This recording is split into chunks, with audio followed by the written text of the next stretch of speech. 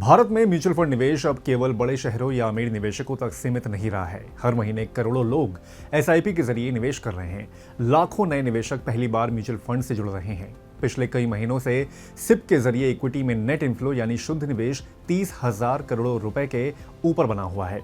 इसका असर अगर देखें तो वो ये है कि देश का म्यूचुअल फंड उद्योग 81 लाख करोड़ रुपए से ज्यादा की संपत्तियों यानी कि एयूएम का प्रबंधन कर रहा है।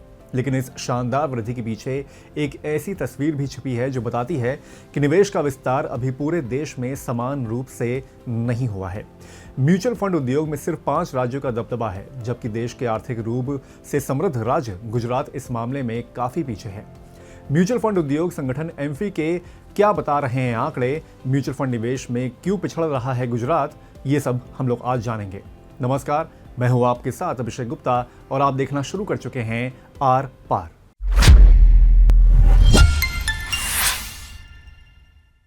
एम्फी के 31 मई 2026 तक के स्टेट वाइज आंकड़ों के मुताबिक देश के कुल म्यूचुअल फंड एयूएम का करीब 71% हिस्सा सिर्फ 5 राज्यों और केंद्र शासित प्रदेशों में केंद्रित है। महाराष्ट्र अकेले 37% हिस्सेदारी के साथ पहले स्थान पर है। इसके बाद दिल्ली, कर्नाटक, गुजरात और पश्चिम बंगाल का नंबर आता है। यानी देश के अधिकांश राज्यों की हिस्सेदारी मिलाकर भी इन 5 राज्यों से कम है। ये केवल आंकड़ों का अंतर नहीं है, बल्कि भारत की आर्थिक गतिविधियों, आय के विवरण, वित्तीय जागरूकता और निवेश संस्कृति का भी प्रतिबिंब है। यही वजह है कि ये समझना जरूरी हो जाता है कि आखिर कुछ राज्यों में म्यूचुअल फंड निवेश इतना ज्यादा क्यों है और बाकी राज्यों को आगे आने में अभी कितना समय लग सकता है। लेकिन सबसे पहले ये जानना है कि एयूएम होता क्या है और ये इतना महत्वपूर्ण क्यों है। तो एयूएम यानी कि एसेट्स अंडर मैनेजमेंट का मतलब है म्यूचुअल फंड कंपनियों की ओर से निवेशकों की ओर से मैनेज कुल संपत्ति। इसमें डेट, इक्विटी, हाइब्रिड और अन्य स्कीम्स में निवेश किया जाता है और पैसा इसमें शामिल होता है। एयूएम जितना बड़ा होता है उतना ही ज्यादा निवेशकों का भरोसा और फंड का आकार माना जाता है। हालांकि बड़ा एयूएम हमेशा बेहतर रिटर्न की गारंटी नहीं होता। आसान शब्दों में कहें तो निवेशकों का वो कुल पैसा जिसे म्यूचुअल फंड कंपनियां विभिन्न योजनाओं के जरिए मैनेज कर रही हैं, वो एयूएम कहलाता है। ये केवल ये नहीं बताता कि किसी राज्य के कितने लोगों ने निवेश किया है, बल्कि ये भी बताता है कि वहां से निवेश की कुल राशि कितनी है। अगर किसी राज्य का एयूएम बड़ा है तो इसका मतलब ये हो सकता है कि वहां ज्यादा निवेशक हैं, लेकिन इसके साथ ही निवेश की राशि ज्यादा है या फिर संस्थागत और कॉर्पोरेट निवेश का योगदान बड़ा है, ये भी ये चीज बताती है। इसी वजह से एयूएम को म्यूचुअल फंड उद्योग की सबसे महत्वपूर्ण कसौटियों में से एक माना जाता है। अब इनमें महाराष्ट्र इतना आगे क्यों है? तो महाराष्ट्र का 37% हिस्सा पहली नजर में बहुत बड़ा लगता है, लेकिन इसके पीछे मजबूत आर्थिक वजह है। मुंबई देश की वित्तीय राजधानी है। लगभग सभी प्रमुख एसेट मैनेजमेंट कंपनियों के मुख्यालय यहीं पर ही हैं। बड़े बैंक, बीमा कंपनियां, विदेशी निवेश संस्थान, ब्रोकिंग कंपनियां और हजारों कॉर्पोरेट कार्यालय भी मुंबई में मौजूद हैं। इन संस्थानों का अतिरिक्त कैश अक्सर लिक्विड और डेट म्यूचुअल फंड्स में निवेश होता है। इसके अलावा हाई नेटवर्थ निवेशकों यानी कि एचएनआईज और फैमिली ऑफिस की संख्या भी सबसे अधिक यहीं पर ही है। यानी महाराष्ट्र का एयूएम केवल आम निवेशकों की वजह से बड़ा नहीं है। इसमें संस्थागत निवेशक, कॉर्पोरेट ट्रेजरी और बड़े निवेशकों की भी महत्वपूर्ण भूमिका है। अब दिल्ली यहाँ पर दूसरे नंबर पर क्यों है, तो इसको भी समझना बेहद जरूरी है। तो दिल्ली की हिस्सेदारी करीब यहाँ पर 15% है। इसकी सबसे बड़ी वजह राष्ट्रीय राजधानी क्षेत्र का आर्थिक ढांचा है।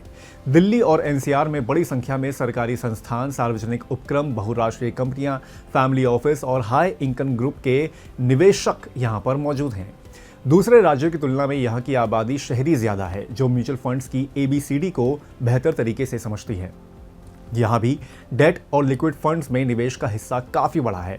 इसके अलावा बड़ी कंपनियों के कॉर्पोरेट निवेश भी दिल्ली के एयूएम को मजबूत बनाते हैं। यही वजह है कि जनसंख्या कम होने के बावजूद दिल्ली म्यूचुअल फंड निवेश में दूसरे स्थान पर है। लेकिन गुजरात यहाँ पर सबसे पीछे क्यों दिख रहा है? तो गुजरात की अर्थव्यवस्था मजबूत है। उद्योग, व्यापार और उद्यमिता के मामले में यह देश के अग्रणी राज्यों में शामिल है। इसके बावजूद म्यूचुअल फंड एयूएम में इसकी हिस्सेदारी सिर्फ 7% है। ये विरोधाभास इसलिए दिखाई देता है क्योंकि गुजरात की निवेश संस्कृति अलग है। राज्य में निवेशकों का बड़ा वर्ग सीधे शेयर बाजार में निवेश करना पसंद करता है। अहमदाबाद हो गया, सूरत हो गया और राजकोट जैसे शहर लंबे समय से इक्विटी निवेश के बड़े केंद्र रहे हैं। कारोबारी परिवार और उद्यमी खुद शेयर चुनने में अधिक विश्वास रखते हैं। इसलिए जो पैसा दूसरे राज्यों में म्यूचुअल फंड के जरिए आता है उसका बड़ा हिस्सा गुजरात में सीधे शेयर बाजार में चला जाता है। एमफी की रिपोर्ट में एक खास बात और सामने आई है। गुजराती लोग निवेश में ज्यादा जोखिम लेते हैं। एमफी के आंकड़े बताते हैं कि गुजरात के कुल म्यूचुअल फंड एयूएम का लगभग 53% हिस्सा इक्विटी फंड्स में है। इसका मतलब यह है कि यहाँ निवेशक लंबी अवधि में बेहतर रिटर्न के लिए जोखिम लेने की तैयारी रहते हैं। इसके उलट महाराष्ट्र और दिल्ली में डेट और लिक्विड फंड्स का अनुपात ज्यादा है, क्योंकि वहां कॉरपोरेट और संस्थागत निवेश बड़ी मात्रा में आता है। यही वजह है कि महाराष्ट्र का कुल एयूएम गुजरात से कई गुना बड़ा दिखाई देता है। अब कर्नाटक यहां पर तेजी से उभरता हुआ दिख रहा है। दक्षिणी राज्य कर्नाटक, खासकर बेंगलुरु, देश का सबसे बड़ा आईटी और स्टार्टअप हब है। यहाँ बड़ी संख्या में बिजनेस और टेक्नोलॉजी से जुड़े जीसीसी यानी ग्लोबल कैपेबिलिटी सेंटर्स हैं। हाई इनकम वाले युवा पेशेवर हैं, ईसॉप से कमाई करने वाले कर्मचारी और डिजिटल निवेश अपनाने वाली नई पीढ़ी यहाँ बड़ी संख्या में मौजूद है।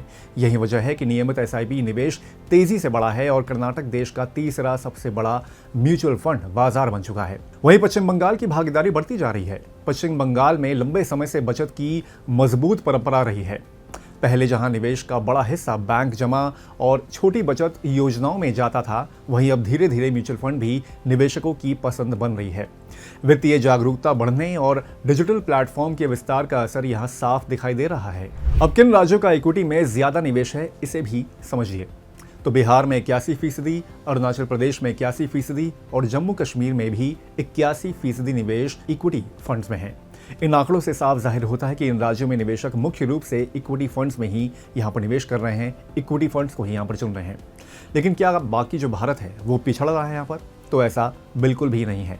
असल में छोटे शहरों और कस्बों से म्यूचुअल फंड निवेश तेजी से बढ़ रहा है।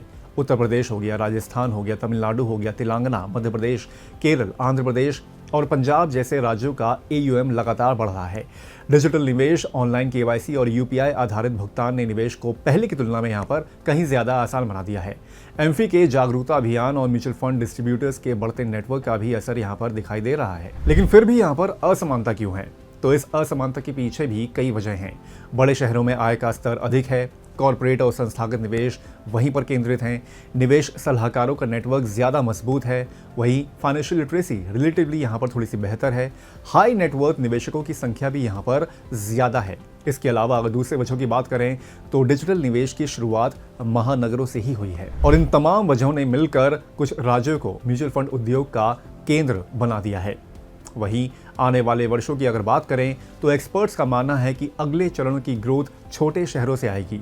देश में इंटरनेट और स्मार्टफोन की पहुंच बढ़ रही है, युवा निवेशकों की संख्या लगातार यहां पर बढ़ रही है।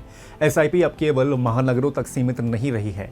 अगर यही रुझान जारी रहा तो उत्तर प्रदेश, बिहार, राजस्थान, मध्य प्रदेश, ओडिशा और पूर्वोत्तर राज्यों की हिस्सेदारी आने वाले वर्षों में तेजी से बढ़ सकती है।